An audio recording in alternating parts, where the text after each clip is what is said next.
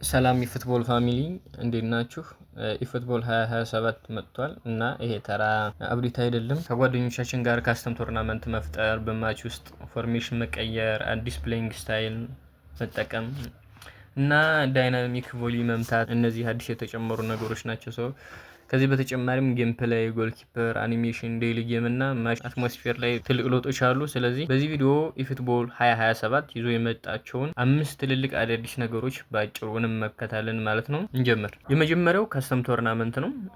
በኢፉትቦል 2027 ከመጡ ትልልቅ አዲስ ፊቸሮች አንዱ ካስተም ቶርናመንት ነው። አሁን እስከ 8 ተጫዋቾች የሚሳተፉበትን ቶርናመንት መፍጠር ትችላለህ። ከጓደኞቻችን ጋር ኳርተር ፋይናል፣ ሰሚ ፋይናል እና ፋይናል አድርጋችሁ የራሳችሁን ኮምፒቲሽን መፍጠር ትችላላችሁ ማለት ነው።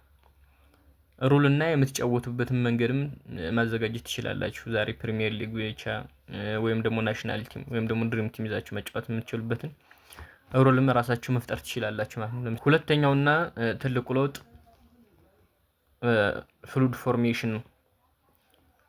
ከዚህ በፊት አንድ ፎርሜሽን ሙሉ አንድ ጌም እንጨርስበት ነበር። አሁን ግን በአታክ ጊዜ አንድ ፎርሜሽን፣ በዲፌንስ ጊዜ ደግሞ ሌላ ፎርሜሽን መጠቀም እንችላለን ማለት። ለምሳሌ ስናጠቃ 4-3-3 ከሆነ ኳስ ስንቀማ ወይም ደግሞ ስንጠቃ ደግሞ 4-4-2 ስንከላከል 4-4-2 አድርገን የምንጫወትበትን አዲስ ፎርሜሽን ነው ማለት ነው። ፍሉድ ፎርሜሽን የምንለው ከዚህ ጋር አዲስ ፕሌይንግ ስታይል መጥቷል። ኦቨርሎድ ቴምፕሌት ስታይል የሚል ማለት ነው። ሶ ይሄ ማለት ተጫዋቾች ኳስ ወዳለበት አካባቢ እንዲበዙ ያደርጋል ማለት። ለምሳሌ በዲፌንስ ጊዜ ስትጠቃ ተጫዋቾችህ ኮምፓክት ሆነው እንዲከላከሉ፣ ስታጠቃ ደግሞ በተቃራኒ ቦክስ ውስጥ ስትሆን ደግሞ ተጫዋቾችህ ቦክስ ውስጥ በዝተው በደንብ አታክ እንድታደርግ የሚረዳ የፕሌይንግ ስታይል አይነት ነው ማለት ነው። ከዚህ ጋር ይሄ ማለት አሁን ጥሩ ፕሌየር ብቻ መያዝ አይበቃም ማለት፣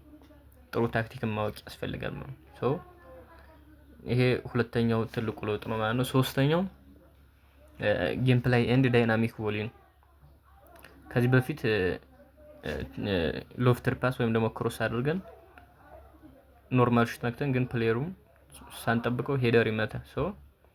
አሁን ወደ ተጫዋቾች በጣም የሚጠበቁት ክፍል ስንሄድ አዲሱ ዳይናሚክ ቮሊ በተለይ ከክሮስ ወይም ደግሞ ሎፍተር ፓስ የሚመጣ ቦል ላይ ስፔክታኩላር ቮሊ ለመምታት ያስችላቸዋል ማለት ነው።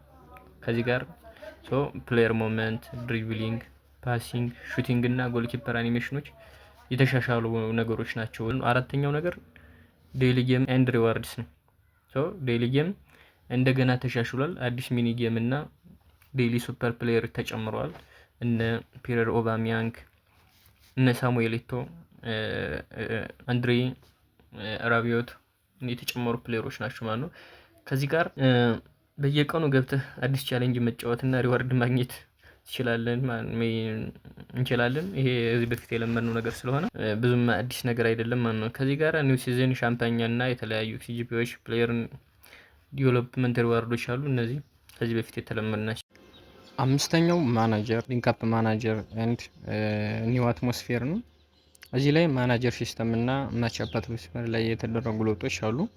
በፉትቦል 2027 ለመጀመሪያ ጊዜ ሁለት ሊንክአፕ ያለው ማናጀር መጥቷል ማለት ነው። ኮናሚ አንቶኒዮ ኮንቴን ለምሳሌ ሰጥቷል። እሱ ተሽዳውን ፓስ እና ዋን ቱ ከቲን የሚባሉ ሊንክአፕ ስኪሎችን ይዟል። ይሄ ማለት ከዚህ በበለጠ ታክቲካል ሊሆን ይችላል ማለት ነው። በዋናነት የመጡትን 5 ትልልቅ ነገሮች ለመመልከት ሞክረናል። በቀጣይ ቪዲዮ ደግሞ በሰፊው እያንዳንዶቹን እሰራላችኋለሁ ማለት ነው። ቻናሉን ላይክ እና ሰብስክራይብ ማድረግ እንዳትረሱ። ይመቻችሁ።